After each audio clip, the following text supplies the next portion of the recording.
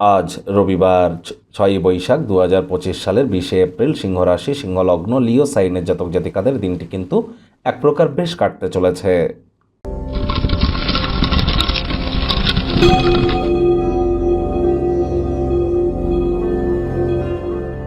ভিডিওটির শুরুতে স্ক্রিনে আপনারা দেখতে পাচ্ছেন সূর্যগ্রহের প্রণাম মন্ত্র।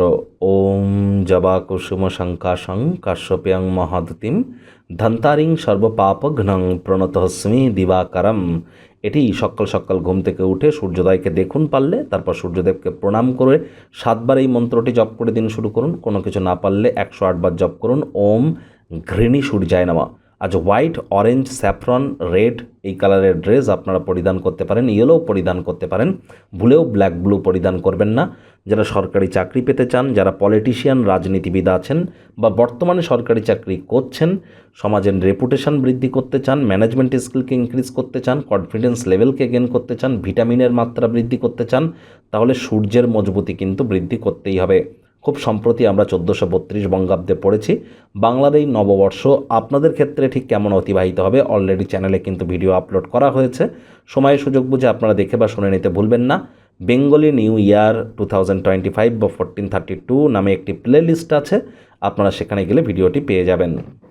ভাগ্য মিটার আজ আপনাদের বলছে 8 আউট অফ 10 ভাগ্য আপনাদের অনুকূলেই থাকবে, তবে কর্মজাগতিক ক্ষেত্রে আপনাদেরকে একটু সাবধানতা অবলম্বন করে চলতে হবে। রবিবার হলে অনেককে কিন্তু অফিসে যেতে হয়। কম কথা বলে কাজ বেশি করুন, মনের থেকে মস্তিষ্ককে বেশি দাম দিন। আশাবাদী হন, দিনটির উজ্জ্বল থেকে উজ্জ্বলতর দিকটির দিকে তাকান, মুখে একটি প্রাণোচ্ছল প্রাণবন্ত হাসি রাখুন, দেখবেন সাফল্য আপনার কাছে ত্বরান্বিত হবে।